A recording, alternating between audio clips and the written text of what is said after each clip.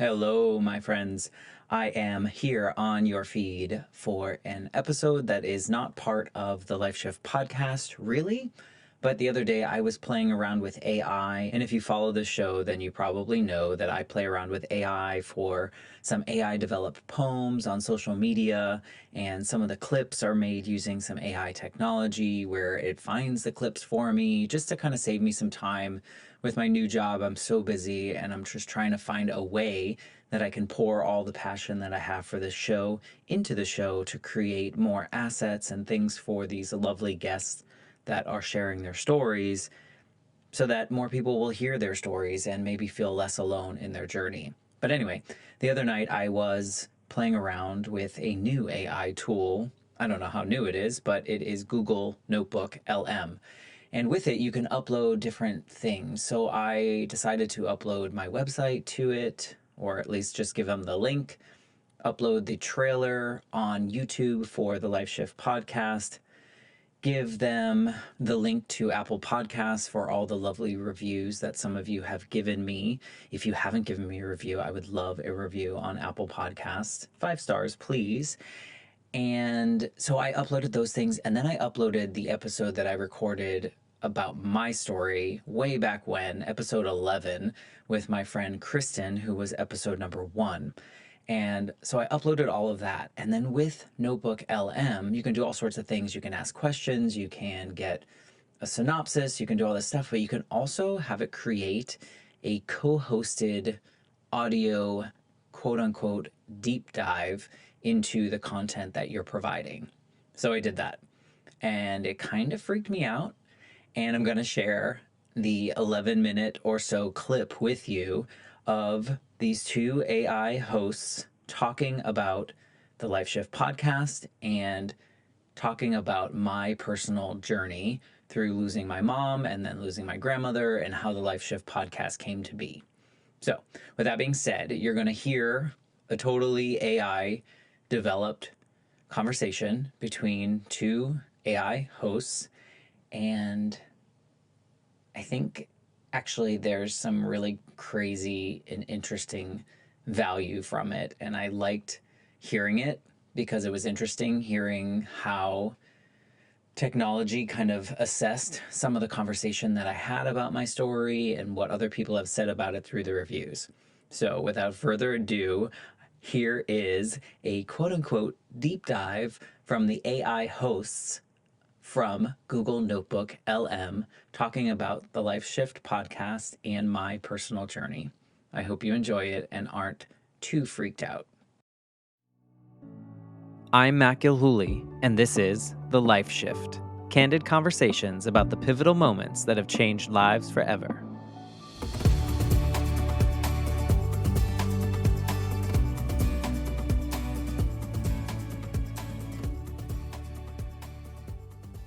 Hey everyone, welcome to another deep dive. You know how much we all love digging into fascinating stories, and today we're going to be unpacking some pretty powerful stuff, the kind of stuff that makes you think differently about life. Yeah, and I think everyone listening knows that we're talking about those pivotal moments, right? Those events or experiences that completely shift your perspective, those forks in the road that lead you down a whole new path. Exactly. Yeah.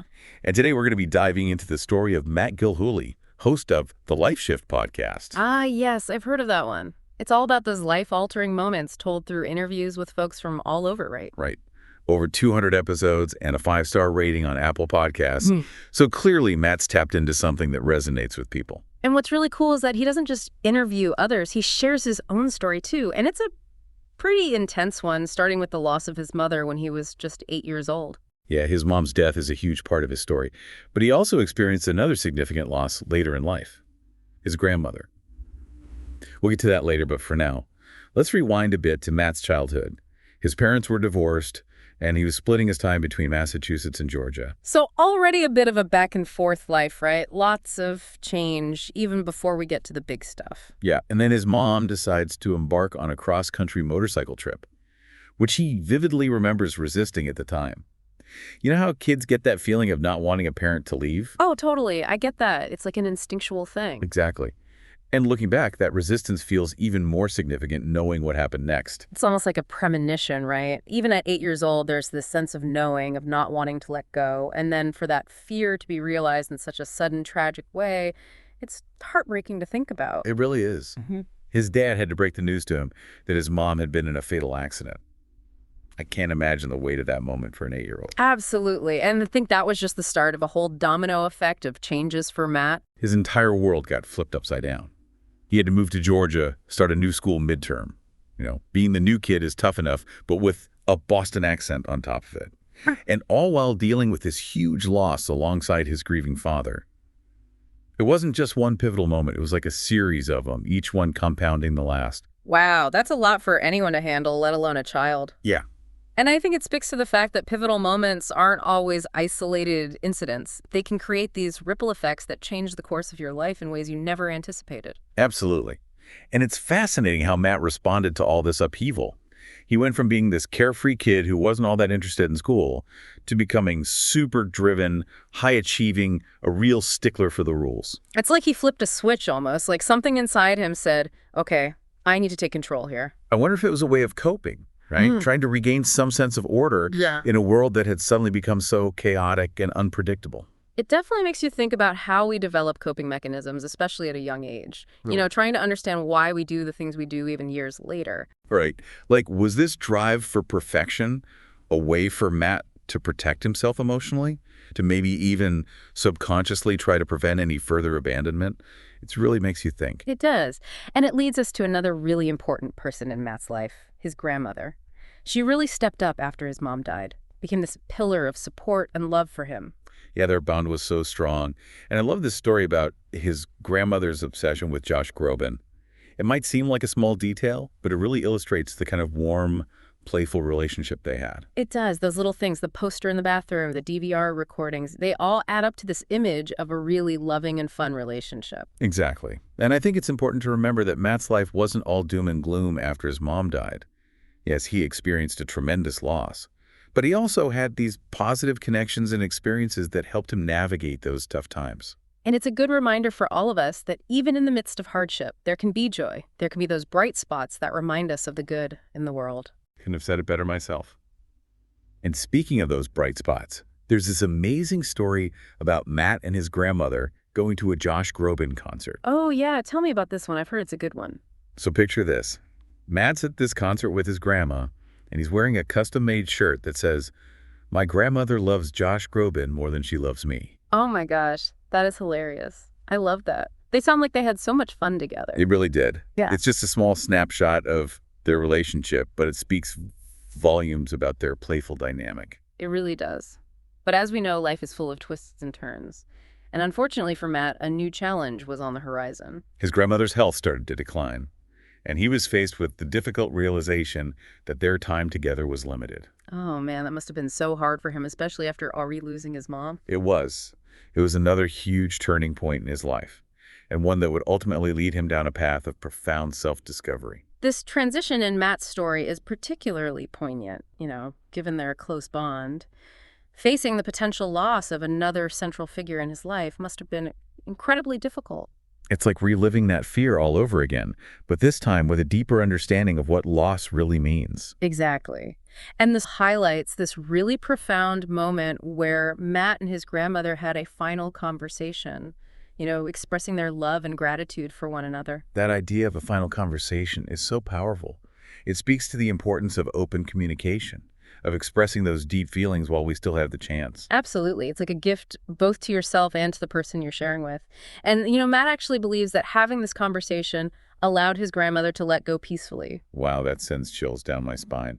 It's like that conversation gave her a sense of closure and allowed her to transition with a sense of peace. And it's worth noting that Matt stayed by her side for her final 96 hours in hospice care. He was there to witness her peaceful passing. It's amazing how he chose to be present in those final moments, even though it must have been incredibly difficult.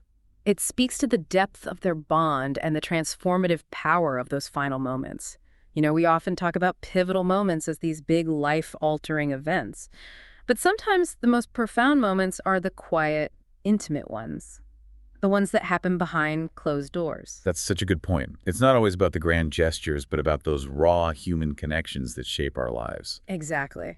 And this is where we really see the culmination of Matt's journey with grief. Approach to his grandmother's death was so different from how he coped with his mother's passing. Right. He was only 8 years old when his mom died, so he didn't have the emotional maturity or the tools to really process that grief. Exactly. He kind of shut down and channeled his energy into achieving and striving for perfection. But with his grandmother's death, it seems like he'd learned to embrace his grief, to allow himself to feel those difficult emotions. He took time off work to grieve fully instead of just trying to push through it or distract himself. It's like he finally allowed himself to be vulnerable. I think that vulnerability is a sign of real strength. It takes courage to face those difficult emotions head on. Absolutely. And this transformation seems to have been deeply influenced by something his grandmother said. You know, her words of wisdom. Oh yeah, what was that again? Something about not worrying so much. I wish I hadn't worried so much because all that matters is love in the end. Powerful stuff, right? It really is.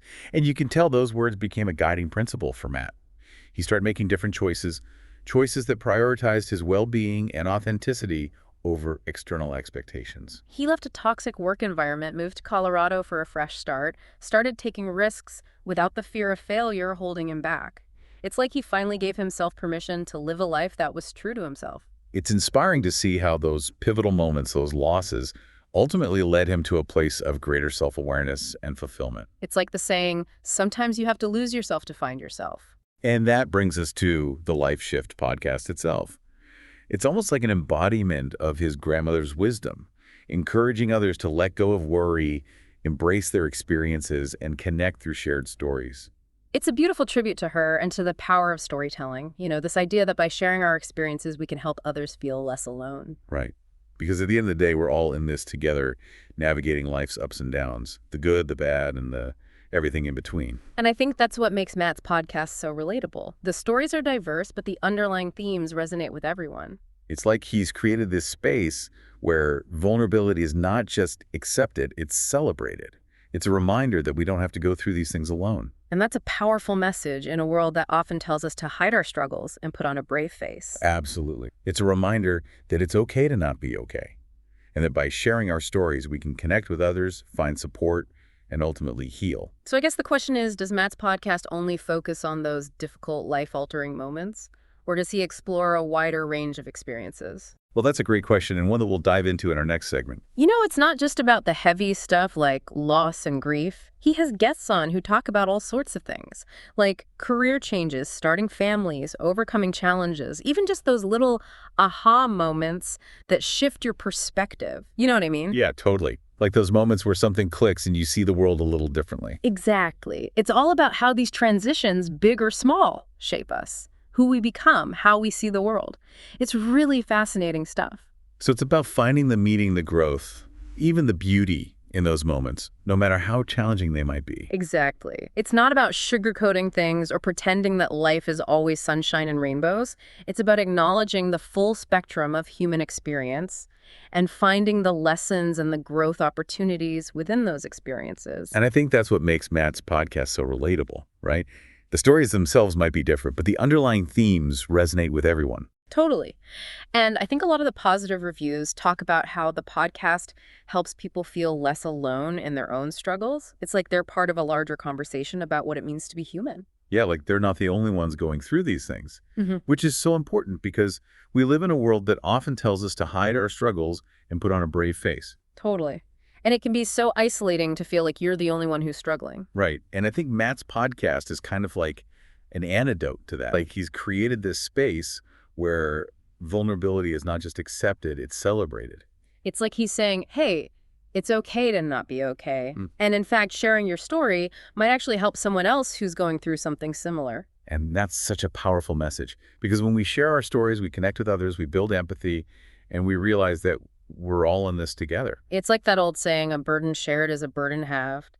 You know, sometimes just talking about things can make them feel a little bit lighter. Absolutely. Yeah. So as we wrap up this deep dive, I think the big takeaway here is that even though pivotal moments can be tough, they can also be incredibly transformative. Totally. They can challenge us push us out of our comfort zones, and ultimately help us grow into the people we're meant to be. And who knows? Maybe by sharing your own story, you'll inspire someone else to embrace their own pivotal moments and find the meaning and the growth within them. It's like creating a ripple effect of positivity and connection. Exactly. Yeah. So to everyone listening out there, keep exploring, keep connecting, and keep living your story, because you never know whose life you might touch along the way.